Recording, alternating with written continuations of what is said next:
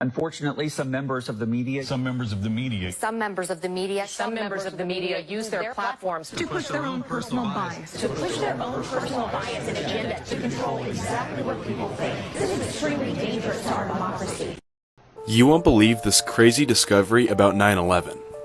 Everybody knows that on September 11th, 2001, the Twin Towers in New York City were struck by two airplanes and both towers collapsed to the ground. Thousands of people were killed and the damage was devastating. However, in 2010, workers excavating the crash site discovered something very strange. They discovered the remains of a 30-foot-long wooden boat that was buried underneath the 9/11 rubble.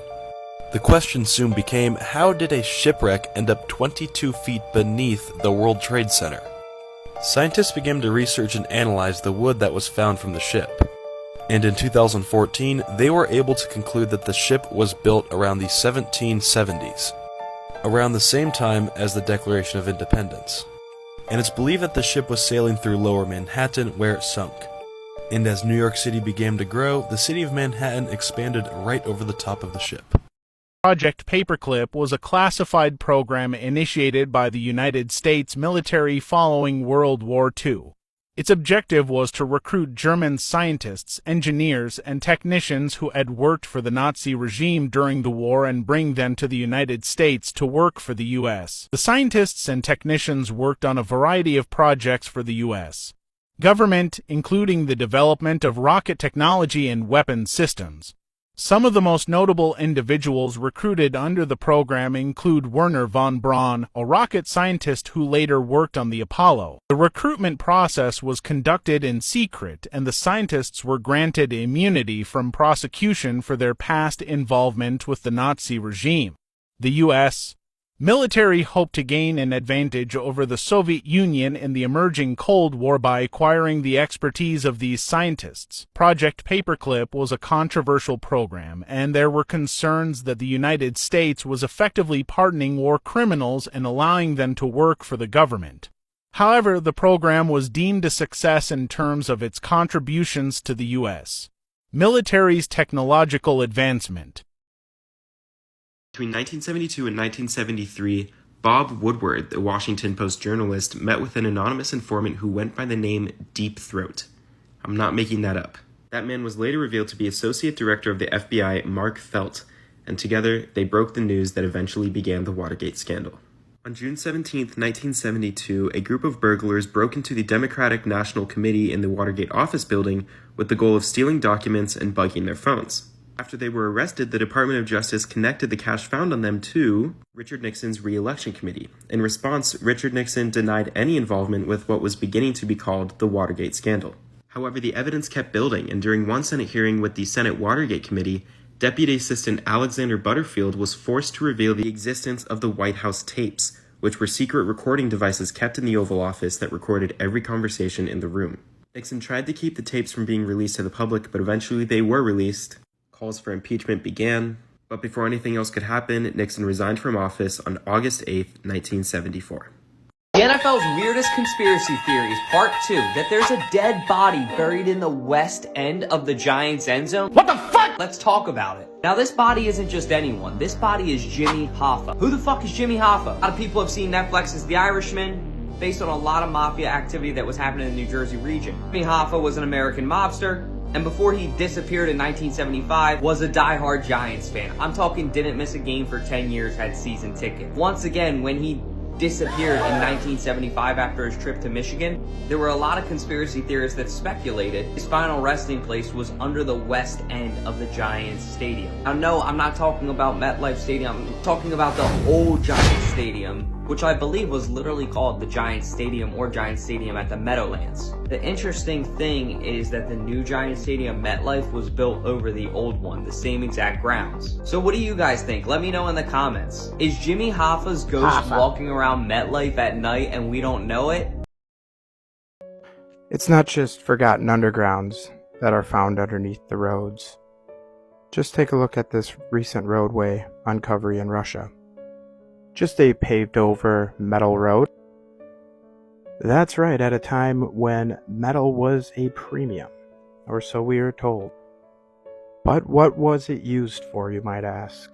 Well, let's take a look at something that the past had in abundance. Red brick buildings. That red brick found in all those mud-flooded buildings, they seemed to use in abundance back then. And now, from the roadway at the beginning of the video, to the red brick roadways. Did you know red bricks store and conduct electricity? That's right, just ask the NPC's favorite source of knowledge and information. The red pigments in bricks can be converted into plastic that conducts electricity. What an amazing breakthrough that they just recently discovered. Recently discovered or rediscovered?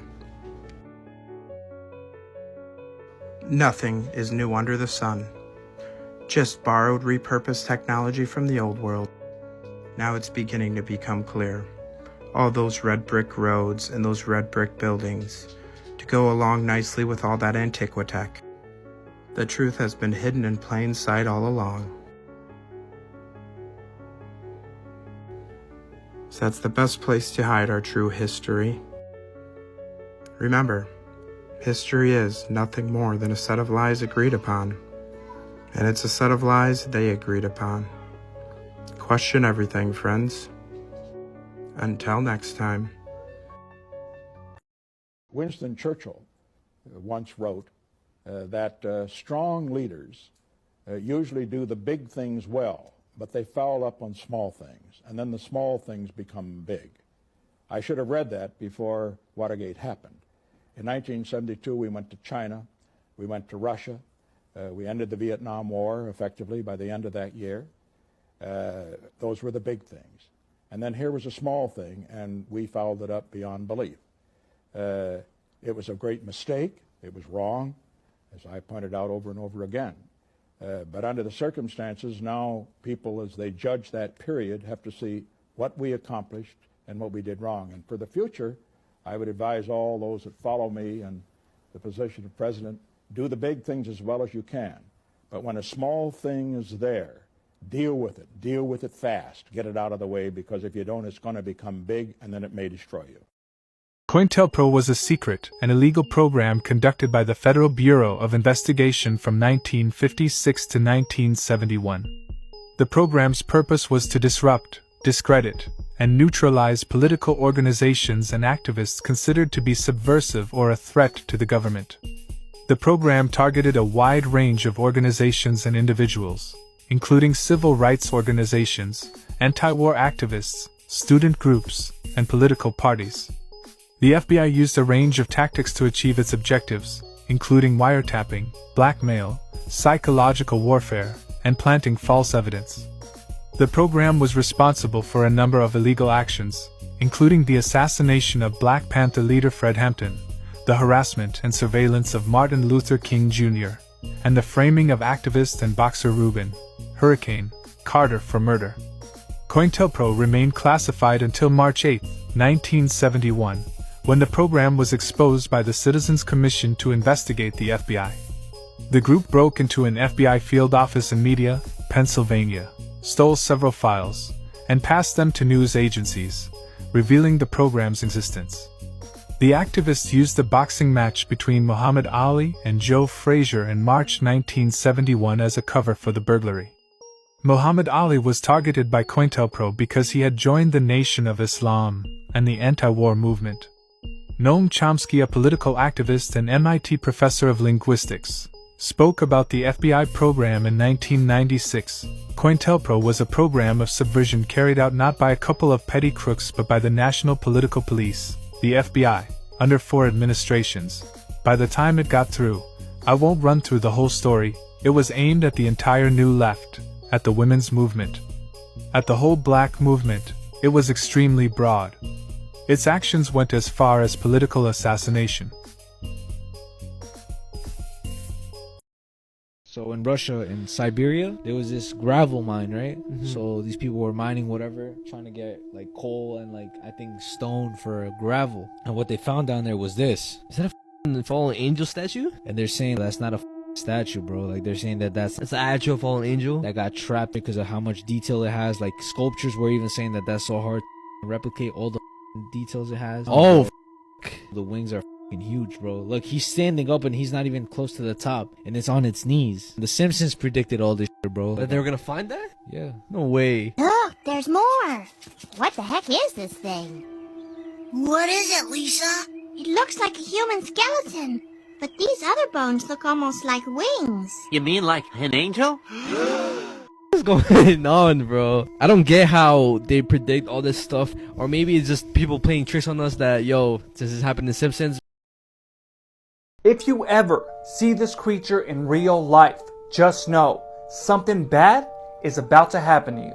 The Mothman has been seen right before world major disasters like the Twin Towers, Chernobyl, and the wars in Afghanistan. It was first sighted in 1966, Point Pleasant, West Virginia by a newlywed couple. They were so scared they sped off, and the Mothman chased them even though they were going over 100 miles per hour. The very next year, in the same town, their main bridge collapsed and 46 people did not survive the impact. Many people believe that the Mothman had something to do with the disaster, or he was trying to warn them before it happened.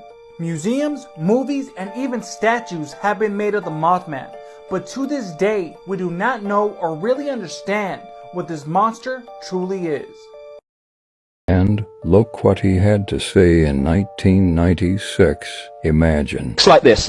You start by secretly creating a problem in the world and making sure someone else is blamed for it in the public arena, in the public mind. It could be a run on a currency, it could be a government collapse, at its most extreme it could be a war, because the two world wars in this century were funded, all sides were funded by the same people. Provable. The same people that funded the Allies in the Second World War and funded the Soviet Union also funded Hitler. Through loans from America, known as the Young Plan and the Dawes Plan, and also via the German subsidiaries of American multinational companies. Why would they do that? Why would someone want to fund all sides in a war? What is good is a war? Well, first of all, on one level, it makes vast amounts of money if you're lending money to all sides and you're also selling them lots of arms and all that stuff. But the fundamental reason for a war is to change the nature of post-war society. And what we saw in the First World War and the Second World War were massive global examples of problem, reaction, solution. We are looking at a gigantic con-trick before our eyes. We don't live in a democracy in this country or in America or in these other places. We live in a one-party state where the same force from the peak of the pyramid string pulls all sides. The creation of a one-world government to which nation-states would be principalities, administrative units, a world central bank which would administer all financial transactions on the planet, a world currency which wouldn't be coins and notes, it would be merely electronic, cashless society for which there are fundamental implications for freedom, as we'll see as we go along tonight. A world army under centralized control with nation-state armies dismantled under the justification of seeking peace, and a microchipped population linked to a global computer, the latter of which sounds bizarre to many people on first hearing, except that we are ridiculously close to it and the technology already exists. So World Health Organization says there's going to be a measles epidemic next year. Get vaccinated. Get your children vaccinated. You're a bad parent if you don't. Then the same people that organize that then start flogging out the vaccine and make a fortune out of it. So if we take one element of that under problem, reaction, solution, it's amazing the extent to which we have given our power away, our spiritual power. It's all about taking our power back. Because once we do that, it's all over. Why have scientists done this? Scientists have successfully brought back a 48,000-year-old zombie virus. Is it time to go to Mars yet, buddy? Now trust me, you're going to want to favorite this video because this could actually change the world. So not just that, they also identified 13 new viruses in the same permafrost, each genetically different from each other. The amoeba virus that they have successfully woken up from its slumber has been brought to a point where it is now capable of infecting other living organisms. Or another living organism! And not just that, the lead scientist herself said this, that these reanimating viruses are potentially a significant threat to public health. And researchers have warned that this is just the tip of the iceberg, saying that the increasing warming of the Earth will thaw the remainder of the Siberian permafrost, revealing nasty pathogens from melting organic matter, releasing them potentially into the world. But trust me, send this video to literally anyone you know because they need to see it. Yo, Elon! Report on the actions of the CIA. There's a reason for that. This would mean that the CIA could manipulate the news in the United States by channeling it through some foreign country. And we're looking at that very carefully. You say that continues today? Well, I would think probably for a reporter it would continue today, but because of all of the revelations of the period of the 1970s, it seems to me that a reporter's got to be much more circumspect in doing it now, or he runs the risk of at least being looked at with considerable disfavor by the public. I think you've got to be much more careful about it. Platforms to push their own personal bias and agenda to control exactly what people think. And this is extremely dangerous to our democracy. This is extremely dangerous to our democracy. This is extremely dangerous to our democracy. This is extremely dangerous to our democracy. This is extremely dangerous to our democracy. This is extremely dangerous to our democracy. This is extremely dangerous to our democracy. This is extremely dangerous to our democracy.